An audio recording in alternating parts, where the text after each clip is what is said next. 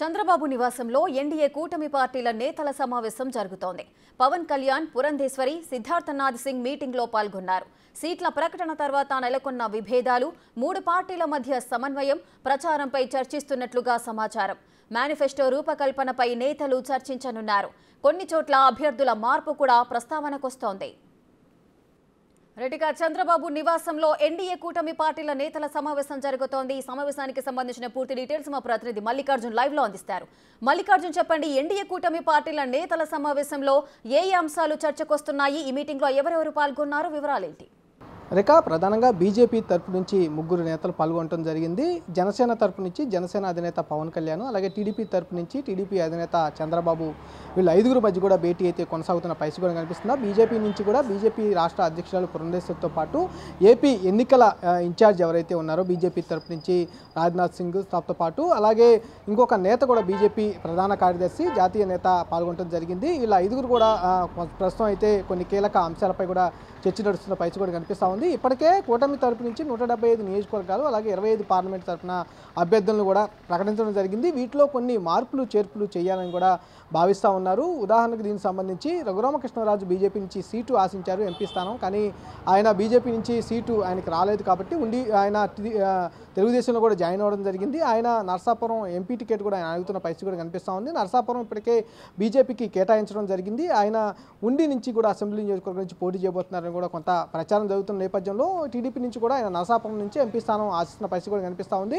BJP Narsapuram త్యాగం చేస్తే కనుక ఏలూరు నుంచి ఎంపీ స్థానం ఇస్తామంటూ కూడా టీడీపీ చెబుతున్న పరిస్థితి కూడా కనిపిస్తుంది. కానీ బీజేపీ అయితే మటుకి విశాఖపట్నం ఎంపీ స్థానం అడుగుతున్న పరిస్థితి కూడా కనిపిస్తూ ఉంది. దానిపైన కూడా సుదీర్ఘంగా చర్చ నడుస్తున్న పరిస్థితి కూడా కనిపిస్తుంది. మరికొన్ని అసెంబ్లీ స్థానాలు ఇటు తంబాలపల్లి కావచ్చు, అనపర్తి కావచ్చు, అలాగే మాడుగులు కావచ్చు, అలాగే యలమంచిలు కావచ్చు, ఏ నియోజకవర్గాల్లో కూడా టీడీపీ తరఫు నుంచి కానీ బీజేపీ తరఫు నుంచి కానీ మార్పులు చేర్పులు జరుగుతాయని కూడా చర్చ నడుస్తూ ఉంది. దానిపైన కూడా సుదీర్ఘంగా చర్చ జరిగే అవకాశం కనిపిస్తూ ఉంది. అంతేకాకుండా ఇప్పుడు ఎన్నికలకు సంబంధించి ప్రచార కార్యక్రమాలు, ప్రచార సభలు జరుగుతున్న పరిస్థితి కూడా కనిపిస్తూ ఉంది. దీనికి జాతీయ స్థాయిలో నుంచి కూడా బీజేపీ నేతలు ఎవరైతే ఉన్నారో మోడీ కానీ అమిత్ షా కానీ పాల్గొనే అవకాశం కనిపిస్తూ ఉంది. దానిపై కూడా సుదీర్ఘంగా చర్చ జరుగుతూ ఉంది. అలాగే ఇప్పుడు మూడు పార్టీలు కూటమిగా వెళ్తున్న నేపథ్యంలో కూడా ఉమ్మడిగా ప్రచార కార్యక్రమాలు ఎక్కడెక్కడ నిర్వహించాలనే దానిపై కూడా సమావేశంలో చర్చిస్తున్న అవకాశం కూడా కనిపిస్తూ ఉంది. అంతేకాకుండా ఇప్పటికే రాజమండ్రిలో కూడా మూడు పార్టీ నేతలు, ఇటు అధినేతలు, ఇటు బీజేపీ రాష్ట్ర అధ్యక్షురాలు పురంధేశ్వరి అభ్యర్థిని అక్కడ గెలిపించాలంటూ కూడా ఇటు అధినేత పవన్ కళ్యాణ్, అలాగే టీడీపీ అధినేత చంద్రబాబు కూడా మొన్న ఎన్నికల ప్రచారం కూడా నిర్వహించడం జరిగింది. అలాగే మరికొన్ని నియోజకవర్గాల్లో కూడా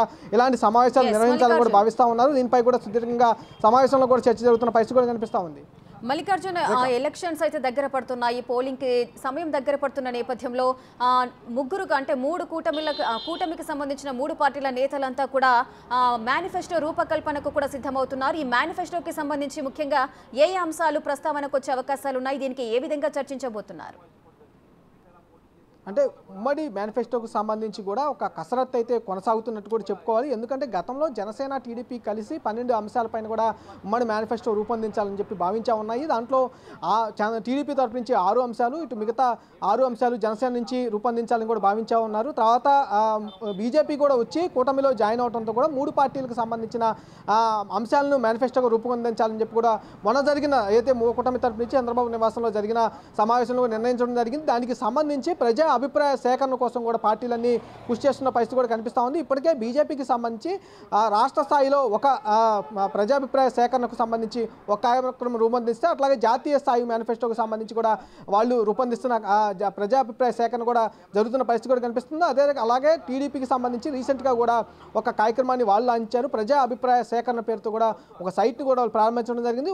ఏదైతే ప్రజలకు సంబంధించి మేనిఫెస్టోలో ఎలాంటి అంశాలు సజెస్ట్ చేస్తారనే విషయాలపై కూడా వాళ్ళు ఒక అభిప్రాయ సేకరణ కూడా ప్రారంభించడం జరిగింది. జనసేన కూడా ఇప్పటికే దానికి సంబంధించి జనసేన కొన్ని అంశాలను ప్రధానంగా ప్రస్తావిస్తూ ఉంది. డోకరాకు సంబంధించిన కొన్ని అంశాలు, కౌలు రైతులకు సంబంధించిన కొన్ని అంశాలు, అలాగే యువతకు సంబంధించిన కొన్ని అంశాలు కూడా వాళ్ళు మేనిఫెస్టోలో పొందుపరచాలని కూడా భావిస్తూ ఉన్నారు. వీళ్ళందరికీ ప్రజాభిప్రాయ సేకరణ తర్వాత ఉమ్మడి మేనిఫెస్టోకు సంబంధించి అయితే ప్రకటించే అవకాశం కనిపిస్తూ ఉంది. గతంలో అయితే 10వ తారీఖున, అంటే గత నెల 10వ తారీఖున కూడా ఉమ్మడి మేనిఫెస్టోకు సంబంధించి ప్రకటించాలని భావించినప్పటికీ కొన్ని ఎన్నికల కారణాల వలన అన్ని వాయిదా వేయడం జరిగింది.